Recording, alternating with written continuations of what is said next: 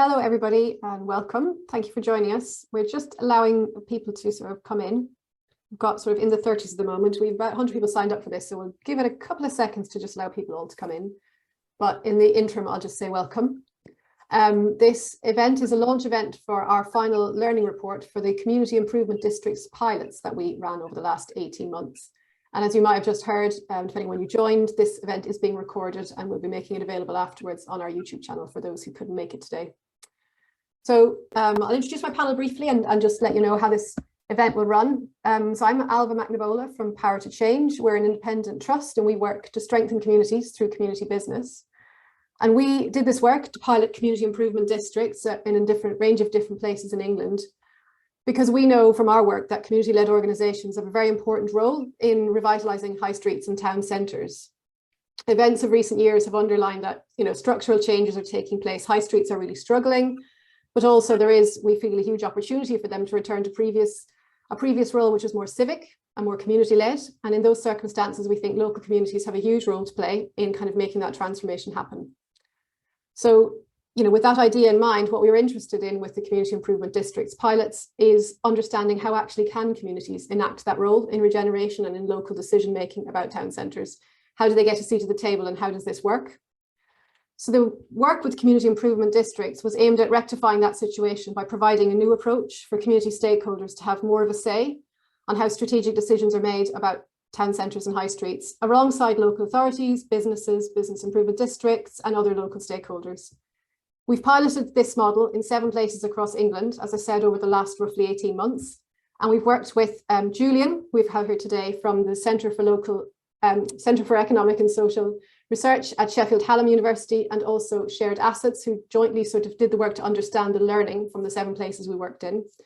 We also have Joanne Cooper, who is from Hendon in Sunderland, and will tell us about a local example, how a community improvement district has come alive there and the impact it's having. And OJ MacDonald will give a response. OJ runs the Association of Town Centre Managers and obviously has a long history in town and city centre management. So I'll start by asking Julian to share learning from the 7 pilots. What have we found about community improvement districts? What can we take away from this? Then we'll hear from Joe about their local experience, and OJ will then respond to what he's heard. We'll have some time for questions and answers. We have an hour today, which obviously isn't a huge amount of time, but we'll have time for questions and answers at the end. So do please pop your questions or thoughts into the Q&A and we'll pick up some of those to put to the panel. But for now, I'll hand over to Julian. Thanks very much. And thank you for that introduction. And I've been working with my colleagues, Kim Graham and Kate Swade, as the learning partner for the Community Improvement District pilots. And just a quick word about what that means as learning partner. We have been working with the pilots alongside them, trying to understand the change that has been going on through the pilot programme. That's not evaluating the programme, but it is learning from what has happened, what's worked well, what's worked less well, and what can we learn for the future. So I'm just going to run through some top level recommendations and findings from that final report. So I'm just going to share my screen now.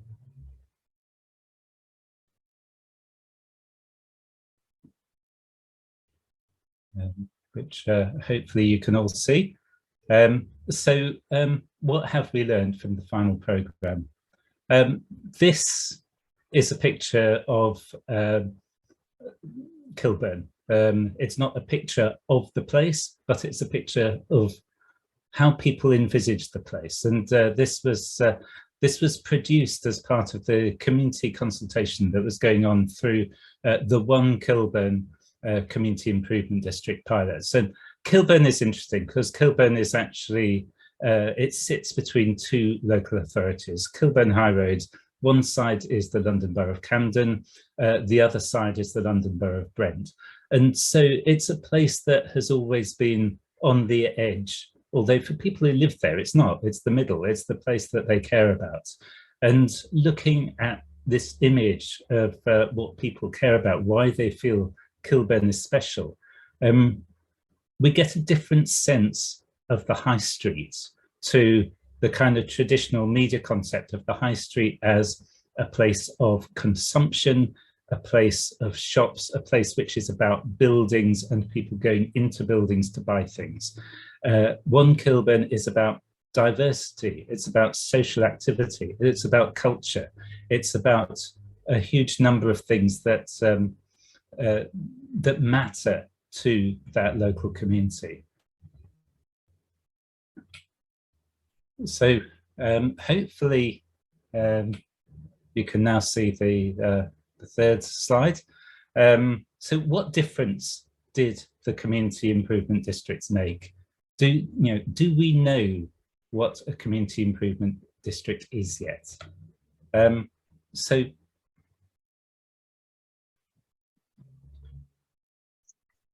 Julie and Jenny's sharing her screen, so if you just want to let her know when you're ready to. Okay, so apologies, we've got two sharings going on at the same time. So first of all, what difference did the pilots make? And we'll just move on to the next slide. And a quote from one of the pilot leads, which is that we need a lot longer. It's about building trust. Businesses are struggling. There's a lot of turnover, maybe not a lot of empty shops in that particular location, but a lot of turnover, a lot of churn, a lot of uncertainty about the future. And that quote kind of points to the fact that building trust, building new relationships in a place is something that takes time. So a pilot program, obviously, it's an experiment, it's a test, but it shows you the way forward and the way that things could be done in the future. And one of the key things there is that time is needed to move forward. So moving on to the next slide, what did we find? First of all, we found that the money that Power to Change provided, even small amounts of money can make a difference. It doesn't pay for a huge amount of activity. It doesn't pay for a lot of people, but what it does is it creates a sense that something can be done in a place to make a difference and again to literally pilot, to show the way for the future. So what the money allowed the pilots to do is to start new conversations, but it did something else as well. It legitimized the organizations that received the money as important players in their locality. It said, Power to Change trusts these people to do a job in this place. And that brought other people on board. It allowed conversations to happen. What we did find was that the duration of the program, the duration of the grant, it didn't actually allow with the enough time to make the most of the opportunities from the pilot program, but at least it created a start. It created the beginning of something which, if it is enabled to continue, has got a lot of potential. So our next finding is that the money and the support from Power to Change enabled community engagement and public engagement in all sorts of different ways. Engagement with a range of people who hadn't been part of the conversation before.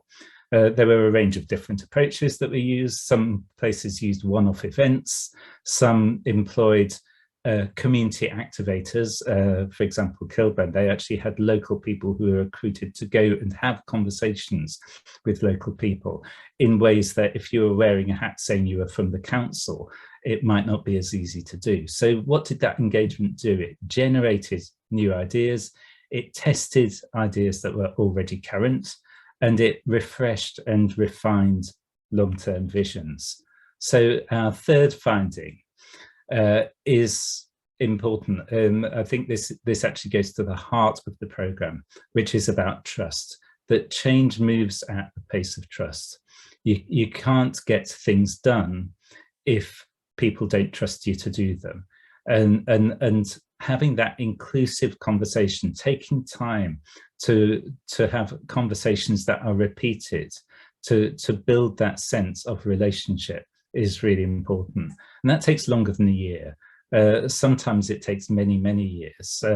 What we found in Wolverton, in Milton Keynes, was that that actually there'd been 10 years of conversation that had gone on prior to the Community Improvement District pilot. So this was a continuation of trust building and reworking relationships so that new things could happen in that place.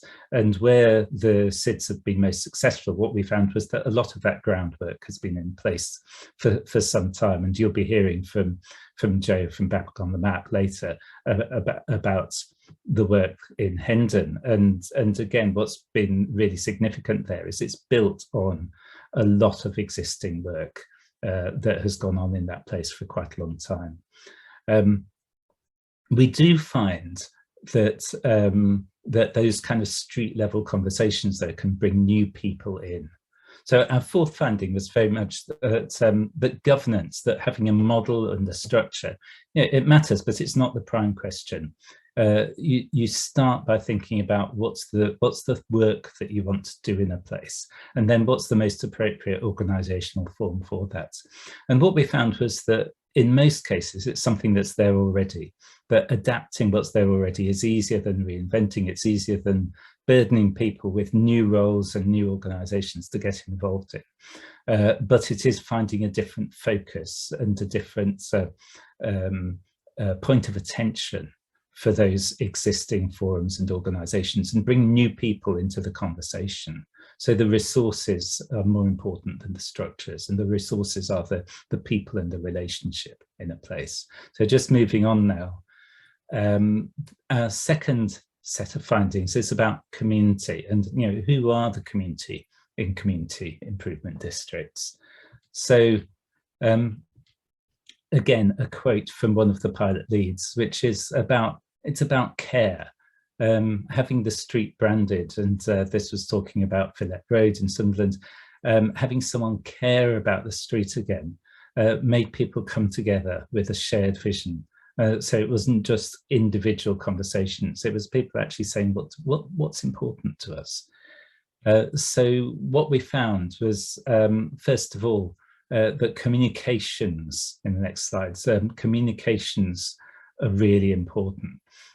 Not just having conversations, but talking about the conversations that you're having and being able to tell a story about it. So One Kilburn was a really clever way of talking about places that are actually in two local authorities, but talking about it as one place.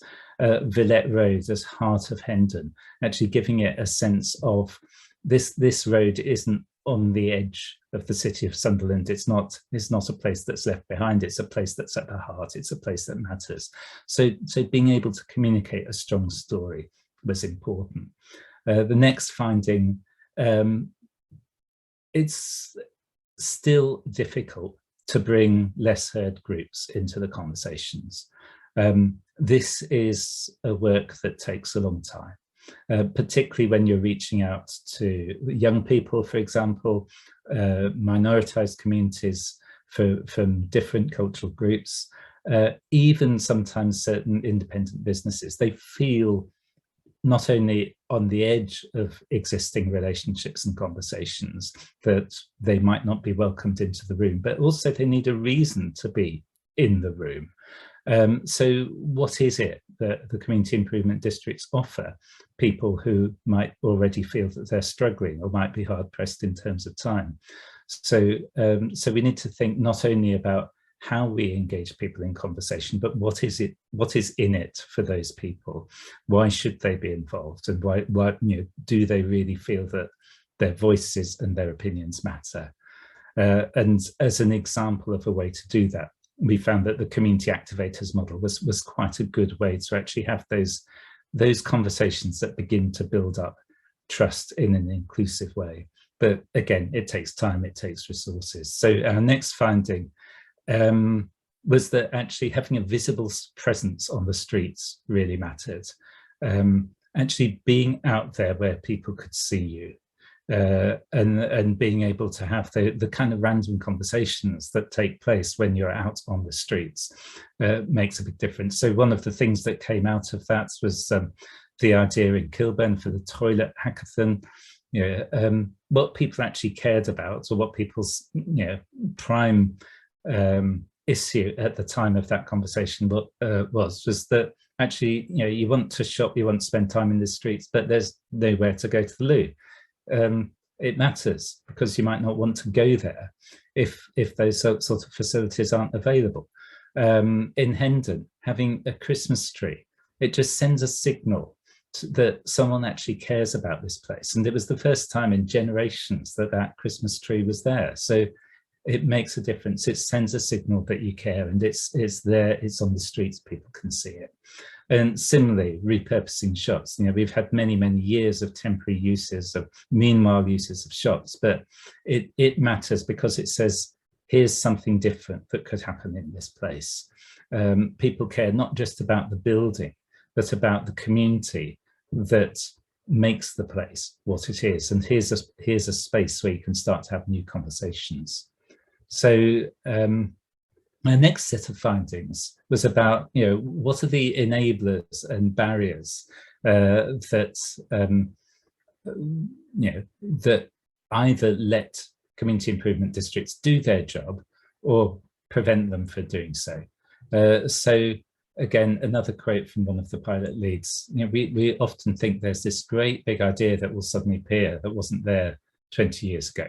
But actually it's the same old issues, but having those conversations, having that sort of resource creates some new optimism, a sense that you can start to break some of those deadlocks and get things done. So what enabled change? First of all, as I said, having ears to the ground and feet on the streets, the people in the place having those conversations, really important.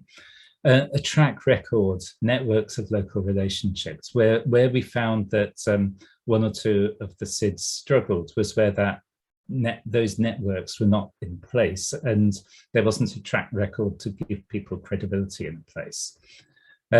So the pilot program in itself provided credibility. It got conversations going, and that was important.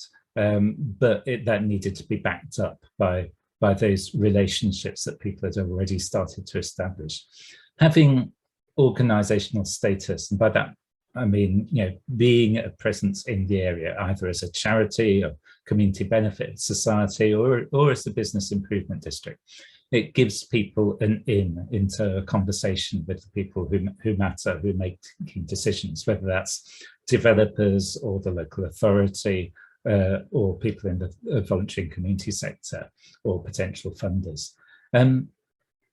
Next, having a clear difference, a clear message about the difference that pilots wanted to make. This was really important. We found that where people were just having a conversation about what is a community improvement district, people got switched off very quickly. But if you actually said, we want to make a difference to this street, or we want to hear what you care about in this place, then people start to engage.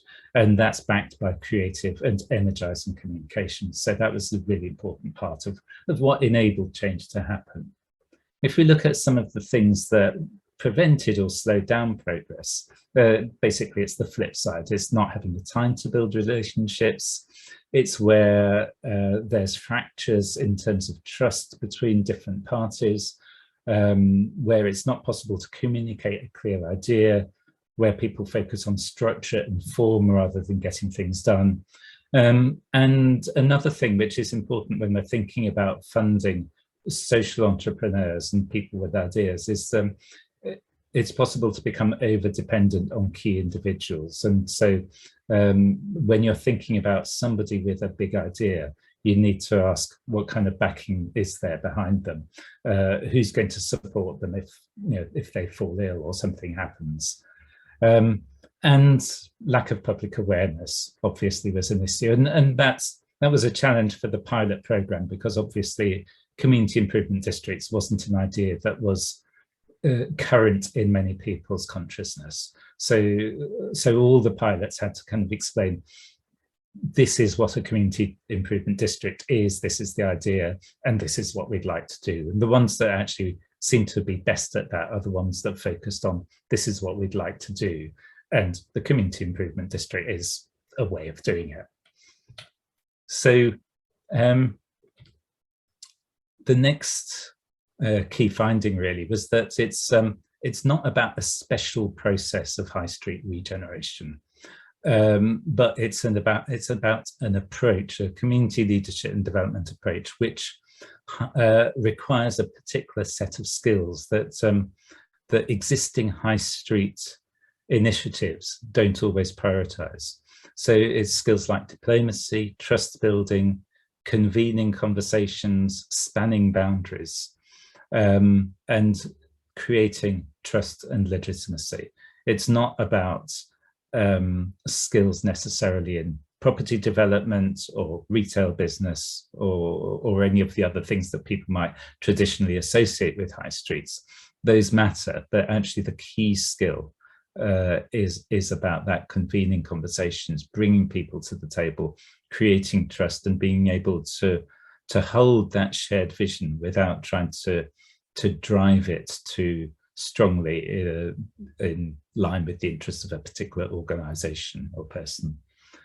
And then our 10th headline finding for today is that sustainability is still a moot point.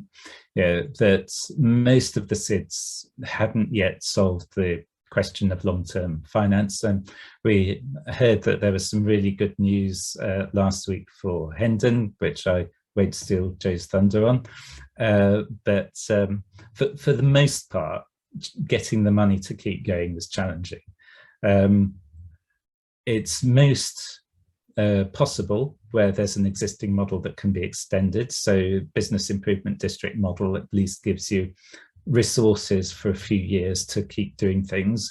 If you've got income from property, if you own property and can let it out at a viable rate to bring in income for your organization, then obviously that helps as well.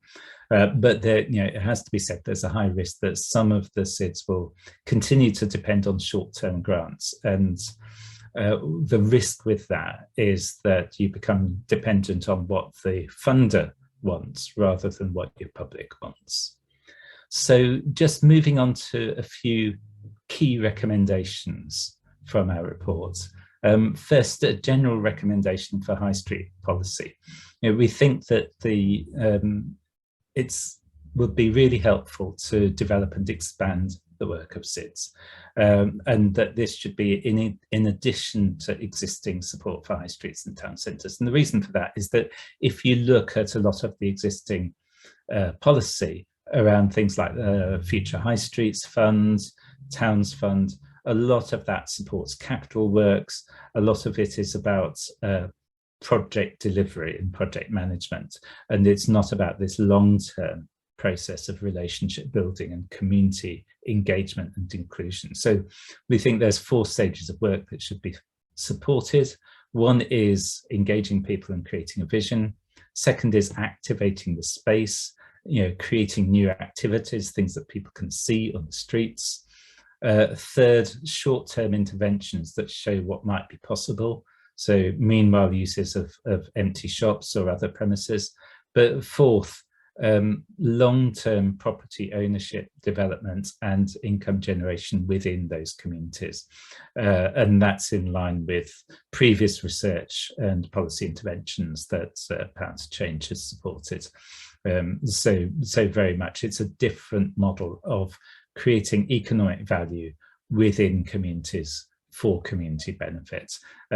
It's not an alternative to some of the existing economic activities we see on the high street. It's not, we're not going to say there's a high street that consists entirely of community businesses, but it's an important addition, and it creates stability and it creates opportunities for new people to come into the mix and for new audiences, new economic activities to take place.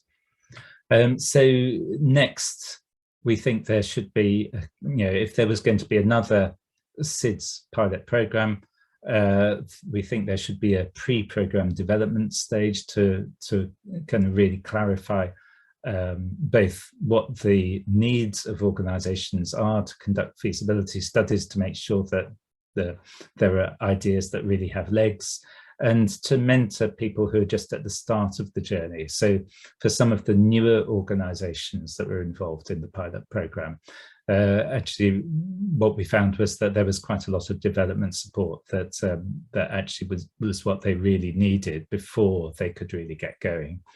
And then the third phase, which is actually supporting pilot community improvement districts into action, helping them to get things done. So next finding, again, just to reiterate, move at the pace of trust. And that's a really important message to funders and policymakers, because funding is often short-term, policy is often short-term. And actually we've got to start to get our heads around the fact that change on the high street is long-term, and bringing communities into that change and building trust within those places is a long-term process. And then finally, we should think long-term for potential community improvement districts as well. Sustainability needs to be built in from the start. That needs to be part of the conversation from the start, and actually in an environment where funding is tight and where there aren't new pots of money that are readily available. We need to think about how people can build up from a relatively low base over time with a network of contacts and ideas, so that you're always building on what has worked well, rather than having the kind of stop-start approach that national policy too often adopts. So thank you. That's the end of my presentation, and obviously really happy to take questions afterwards. Brilliant. Thank you, Julian. Yeah, we're going to hold questions for the end, but I'm sure there will be plenty off the back of that. Joe, we're going to hear from you next. So Joe, as I mentioned, runs Back on the Map in Hendon and Sunderland. It's a community business that has led the creation of a community improvement district there, but also is a long-standing organisation with almost 5 million in residential and commercial assets under management. So I won't say any more. Joe, I'll let you kind of pick up from there and say a little bit about what you've been doing in Hendon. No problem. Thank you so much, and thanks for inviting me to speak. So yes, Villette Road is in the heart of Hendon. The branding, which Julian very kindly mentioned, came directly from local people. I just thought I'd start off with one slide just to tell people about Back on the Map and what we do. We're very much rooted in the Hendon ward in Sunderland. We're a registered charity. We are the legacy body of the New Deal for Communities programme that ran here for 10 years prior to the registered charity. We have a wholly owned trading subsidiary. We've been in operation 11 years now as a registered charity. We own and manage over 120 properties in the local area, and that generates the majority of our charitable income, which allows us to do a wide range of community services for the wider benefit of the wider community in Hendon.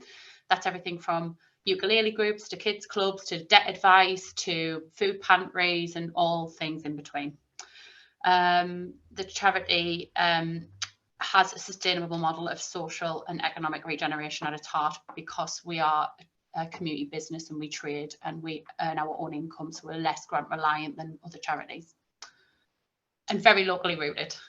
So we have a vision that we've set out for the community. We have 3 strategic objectives, which is a stronger community, a better place, and a local voice. For a long time, local people had been telling us that the high street was a major concern of theirs. Our previous strategy was about building our residential stocks. We hadn't really dipped our toe into the high street other than our own community spaces that we purchased to deliver services from. So we have a homes office where we do our homes and lettings of our residential properties. We have a main community centre where I'm based here, which was the former branch library, which closed down, which we saved. And we have a small satellite unit, which is a wood workshop and skills centre that trains local people up in traditional skills. When we got the community improvement district pilot, we thought it was very important to embed that into the wider vision of the organisation, which is about creating a place of opportunity to people to live, work and thrive.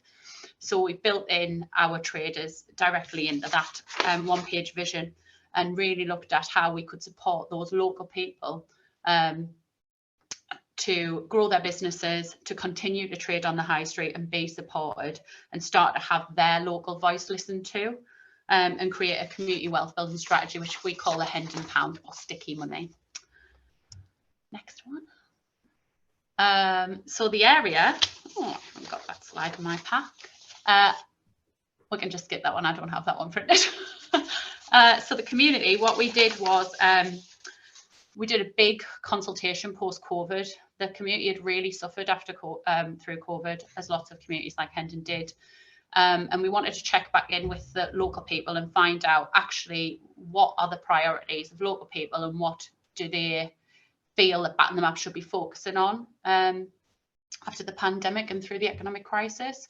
And those two things were a lack of opportunities for young people and the state of the high street.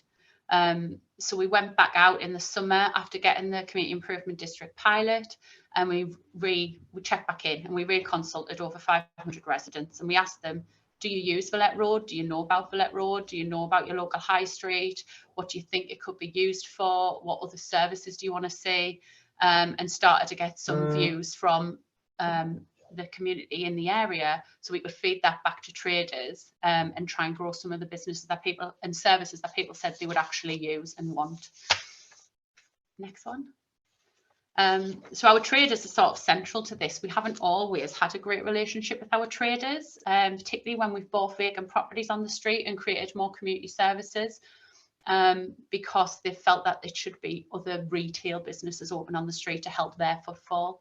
But actually over time, and as Julian rightly said, the status of the SID has allowed us to start to build those conversations and build those trusted relationships with our traders again, and get them to see that actually some of our services do increase footfall, but actually we could help be a vehicle to steer future economic growth for the street.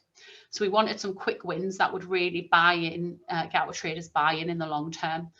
We set up a traders forum, and we have those bi-monthly, and we sometimes have breakfasts or evening events and networking to allow them to get together as a group and co-support each other. And one thing we will be able to do was through the household support scheme, which is the national scheme that we deliver in Sunderland as a charity. We actually worked with our local bid in the city centre to create the Sunderland gift card and have Hendon traders be allowed to join that city centre scheme, so that when the household support vouchers were given out in Sunderland, they were given out as Sunderland vouchers, so they weren't going to the big supermarkets and the out-of-town retailers. They were going into our high street and into the city centre. So that generated an extra upwards of £16,000 of trade on Villette Road for our butcher, baker, greengrocer and little supermarket, which they were actually delighted about.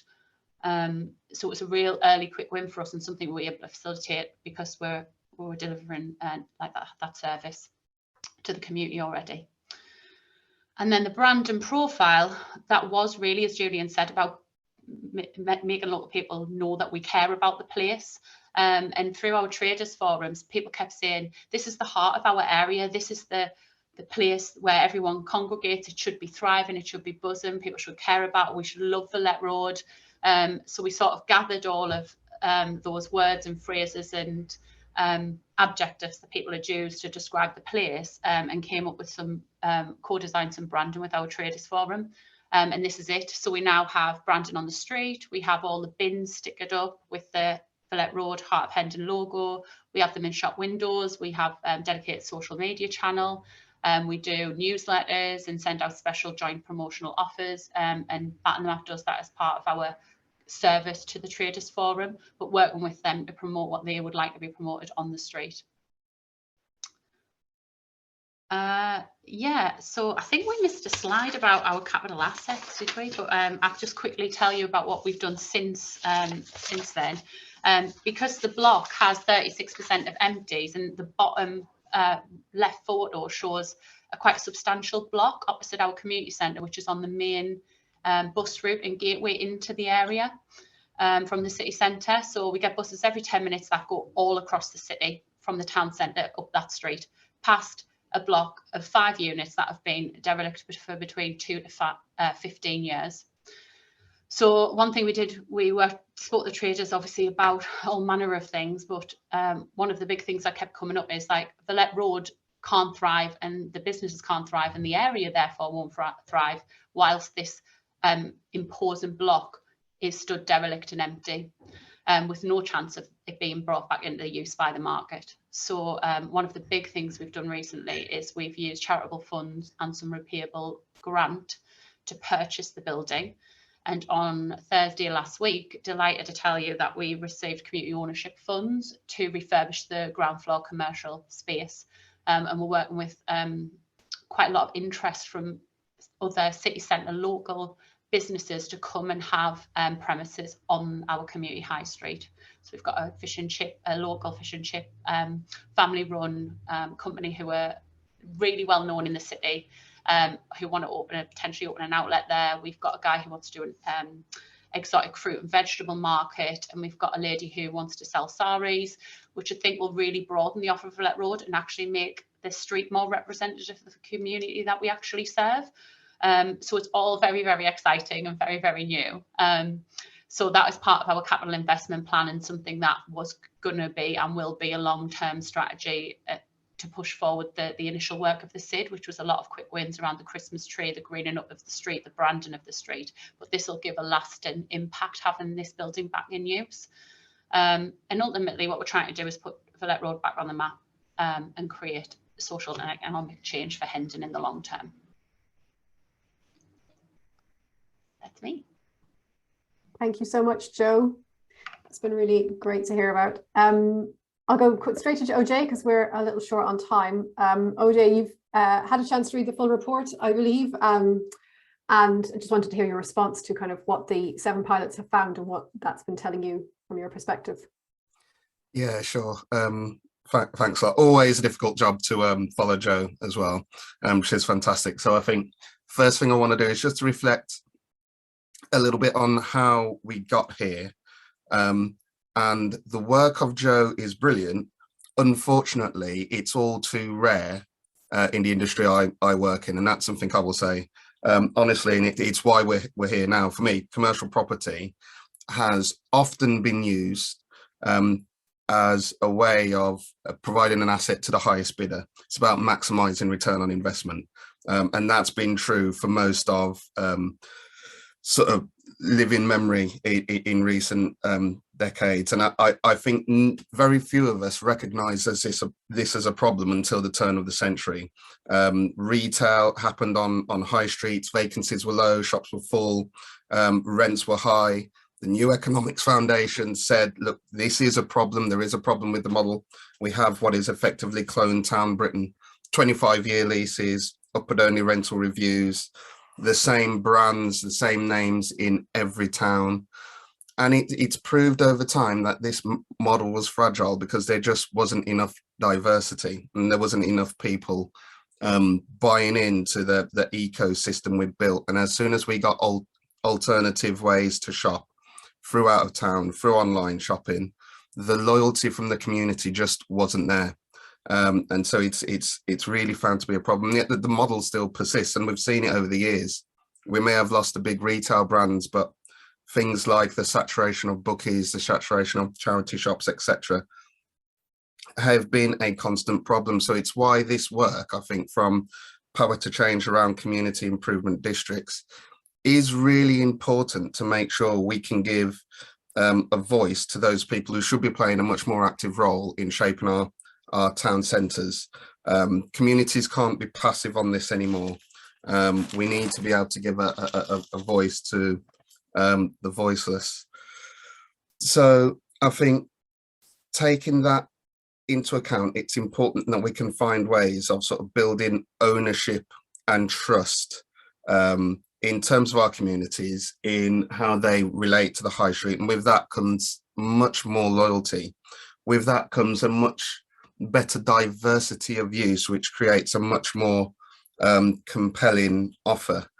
So having read the report, I think we're at a point where we can say this is a big step forward. I'm not going to say we're there yet, because we're not, and I think Julian's presentation will tell you that there are lots of questions for us to answer. There's lots for us to work on, but it is a step forward.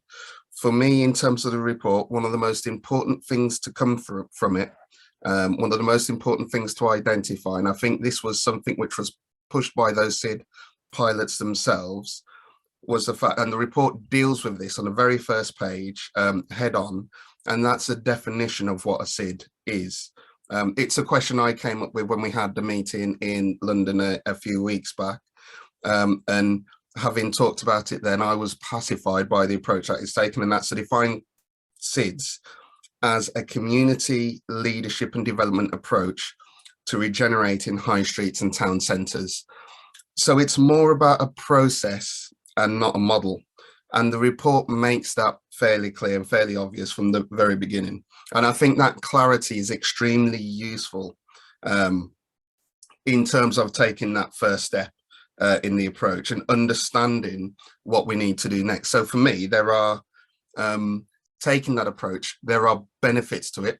There will be drawbacks as well, which it's useful for us to identify from the beginning, because we can always work on maximizing those benefits and minimizing the weaknesses in that approach. So on the positive side, I think going down the line of defining SIDS as a process rather than a model means it's not prescriptive. We have something which doesn't need to be set in stone.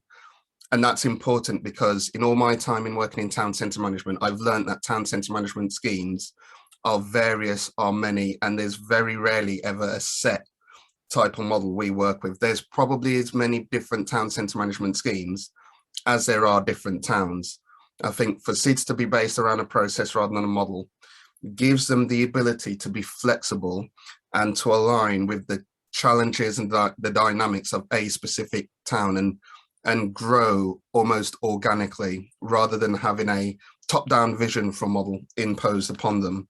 And that for me is really important. And in a hectic world where we see things changing so quickly and local economies struggling to be able to adapt, I think having that flexibility is going to be important. I can contrast this with the BIDS model, for example, which is prescriptive, and that is prescribed through legislation. BIDS legislation was probably out of date at least 10 years ago, but we've never been given the parliamentary time to be able to update BIDS legislation. And that's become a real problem for BIDS. BIDS could probably do much more than they're doing at the moment, but the legislation holds them back. SIDS not having that prescriptive model will help them certainly in the short term as they grow. And that's a good thing to have. But where there are things which will be helpful for SIDS in terms of that process and not being a model, there also emerge challenges as well for SIDS in that. So on the other hand, and again contrasting this with BIDS, we have the issue of funding, for example. SIDS will be dependent on funding going forward. I think Julian's made that clear. Sometimes it can be that having a defined model which people can understand, know how it works, trust how it works, enables it to draw down more funding from different parties. Whereas with a process, sometimes that's not always clear. So BIDS have strict rules in terms of the double lock vote, have to be renewed at least once every 5 years. There is an appeals process with the Secretary of State. There is local authority oversight. All of those things build in this thing of trust for businesses, for government, for property owners, for others to say, okay, I understand that I can put this money in and I can trust it's going to be used in the right way. So we will need to think about the ways we can allow those would-be funders to the SID model, the SID process, to be able to trust what they're investing in. So I think that is going to be important going forward. I think it's also going to be important to recognise that at this early stage, and maybe this is reflective of some of the work Joe's been doing, is that there is probably much we can do with existing organisations, existing agencies, whether they are local authorities, whether they are BIDS, whether they are property owners. And that there is this sort of latent desire from the community to get involved, but it might be through the guise of existing organisations that recognise communities need to have a much greater say in how town centre regeneration works. And I do think Joe is reflective of that.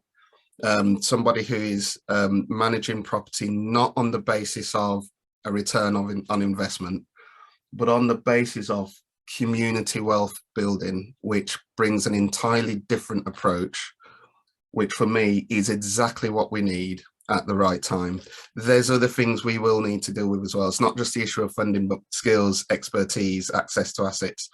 All of those things, they're not insurmountable, because what we do know is both this government and the opposition are both drawing up policies looking at being more interventionist in terms of existing assets. So we know there's a political will there. So it's about what ideas we can bring to the table to ensure that we can create a sustainable legacy for community improvement districts. So I'll leave it there, but just to say in summary, this is a big step forward. We're not there yet. We've got lots more work to do, but it is progress in my book. Fantastic. Thank you, OJ. And thanks, Julian and Joe as well. If you wanted to pop your cameras back on, and we will see, we have got sort of just about 10 minutes for questions, discussion with those who are on this call with us. I'm just going to look at some, I've got questions coming in, so I will ask them to you, if that's okay. We have one getting straight into some technical stuff. We've got someone who talks about, Jacob Landers talking about high street rental auctions. So, which is something that has been proposed in the Levelling Up and Regeneration Bill. Powers that will allow local authorities to auction commercial high street property, which has been vacant for over 12 months for those who aren't familiar with it. So Jacob is asking whether or not we think this will be of help to, maybe Joanne, you might particularly have a view given that you're on the ground doing this, or OJ, but anyone on the panel wants to pick up, will that be helpful with some of the issues that have been talked about today, especially regarding getting hold of property, so actual acquisition of space?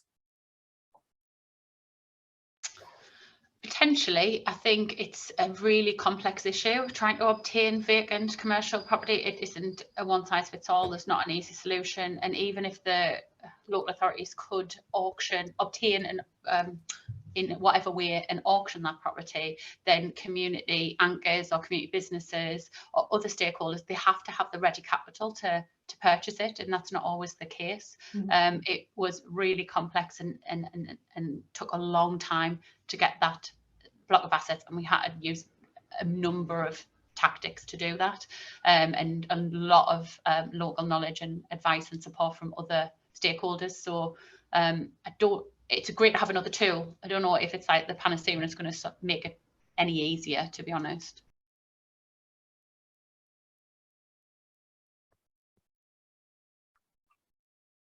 I think just to come in on that as well, I agree with Joe. I think the high street rental auctions it's challenging, it's difficult, it's not an easy policy to put in place.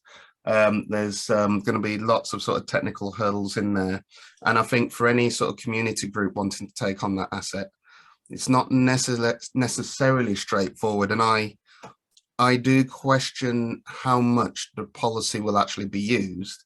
I think one of the things about it, though, the point of it is designed to put pressure on property owners who have probably stepped back from their property and haven't been proactively managing that property, that asset. And the hope is that with the threat of their asset going to auction, going to the highest bidder, it draws them out and gets them to be a bit more proactive with that property, which would be the most ideal thing. So if some communities can get the benefit of that, then I think that's success. Yeah, just to add very quickly to that, I mean, I think what the high street rental auctions do potentially is bring properties back into use. What they don't do is necessarily bring it back into beneficial use. Doesn't tell you how it's going to be used. So you could end up with uses that are potentially problematic. So I think it's in terms of community use and community benefit. It might be helpful in some instances, but it's certainly not going to be something that is a game changer. And as we've seen with legislation that was specifically designed to help communities with things like assets of community value, actually it's quite difficult to make the most of that. So the tools at communities' disposal will actually need to be much more accessible and much better resourced. Yeah, I think those are all good points. Sort of good principles, but some of these things can be very, very complex to actually roll out on high streets. I've got a broader question next from Danielle, which is just to ask the panel, what do you think is the most important thing that needs to be done next to try and progress more community improvement district type approaches on high streets?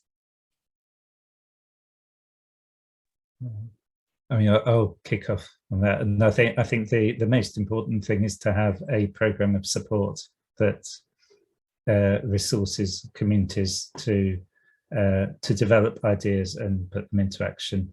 Because at the moment there are a lot of people out there with ideas. There isn't very much out there to help them along the way. I would say, because of the challenge of getting additional resources from government at the moment, I think Julian's right, and I think that would be ideal. In the absence of that, what I would say is, with the existing organisations we have out there who are keen on town centre regeneration, I think we need to build in ways of making sure communities can be much more involved in terms of shaping some of the work those bodies do. So that might be different town centre management schemes. It might be working with property or working with bids, making sure we have the vehicle so communities can have a voice and get those ideas across, because quite often some of those ideas will actually be positive for the town centre. So I think there's an opportunity there to do more with what we've got. Joe, did you want to come in on that one? Yeah, I would agree, and just echo OJ's words. It's about finding the vehicles for communities to have their voices listened to, and really opening up opportunities to do that, and doing it genuinely and with the trust, which is an essential bit of it.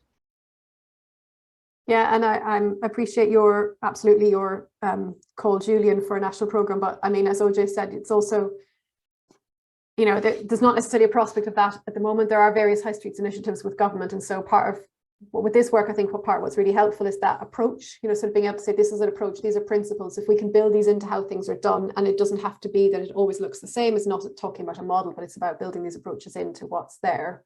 But there's a couple of questions that relate to that. One is around how individuals or residents in places that have bids in place can work to bring a sort of a SID into the bid. You know what I mean? How you can bring that community aspect into the bid if it's not really there, or in other ways drive kind of more community involvement.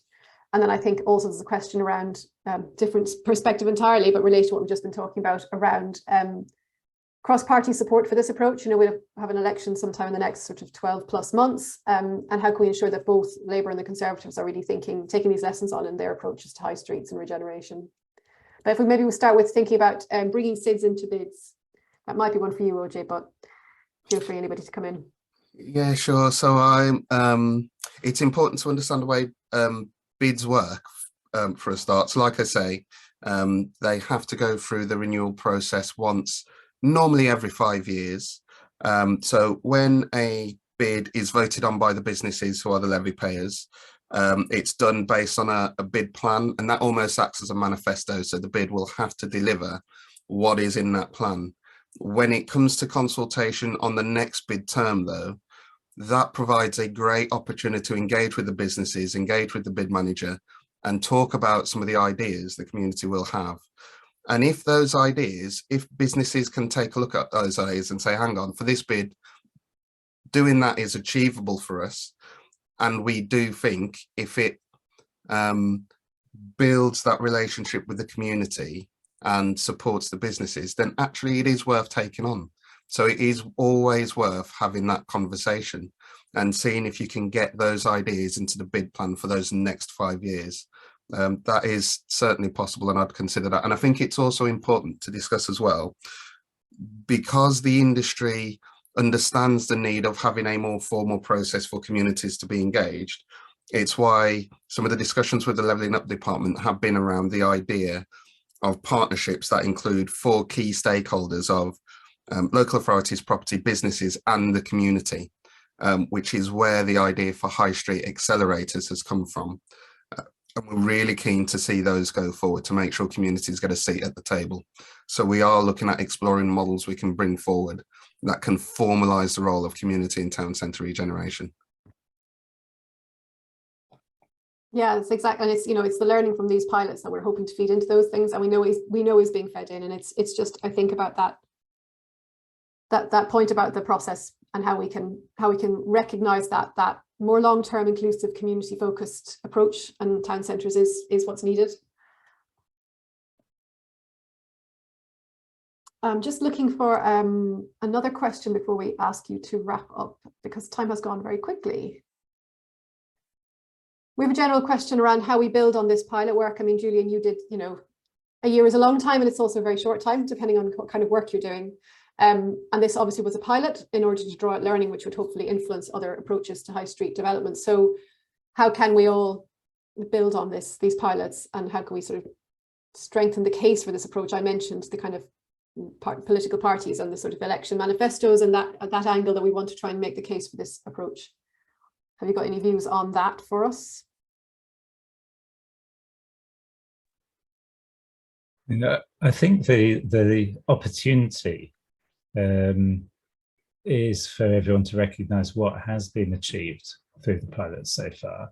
And as I think AJ made really clear in his comments, to recognise the variety that exists there, and that the support will need to be tailored to each place and to the relationships and opportunities in each place. So there isn't one thing that should be done, I don't think, but I think there are many things that could be done, and the real opportunity is to recognise that community-based organisations, whether they're community businesses or community anchor institutions or whatever other term you want to use, that actually they have a huge amount to contribute to the making and sustaining and inclusivity of the places they serve, and that that being part of the conversation and supporting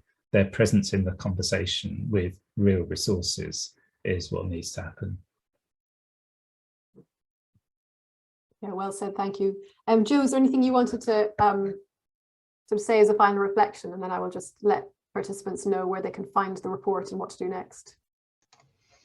I think for me, it's been wholly a success in Hendon, and it's a really exciting opportunity for other communities to learn from that. As Julian said, it's a pilot, like read the report, get that learning, and it isn't a one size fits all. So if we do want to engage in communities in that growth of our high streets and our place, and increase footfall and be responsive to actually what the people who live in a place want and need to access, because we're not all a homogenous bunch, are we? Let's just start doing it with people and stop doing it to people, please. It's an excellent principle on which to finish. Thank you very much. Thank you everybody for joining. For Power to Change, I think these pilots have been hugely fantastic to support, and very much a lot of really good learning we've brought out of them. You know, if you think about sort of the direction of travel around devolution and getting powers and money out of Westminster and down to sort of regional and local levels, we're really, really interested in how that goes right down to the neighbourhood and community level, and how approaches like community improvement districts can mean that communities are able to take some of that power and opportunity that's coming and get more involved. So please do share the report on social media. We will be sending an email out to everybody who signed up for this webinar with a link, so you'll know where to find the report. We'll also be publishing guidance in early September for groups that want to put this approach into practice on a local level, which is a really important aspect for us to actually try and share some of that learning more directly. And I know a few people have been in touch on the chat asking for copies of slides or more information. So also, if anybody wants to just get in touch with us directly about this, you can email comms@powertochange.org.uk. We'll pop that in the chat. But get in touch if you want to tell us what you're doing in this space, or if you want to find out more, and we'll make sure to follow up. But thank you all, and thank you to our panel for joining us today. Thank you very much.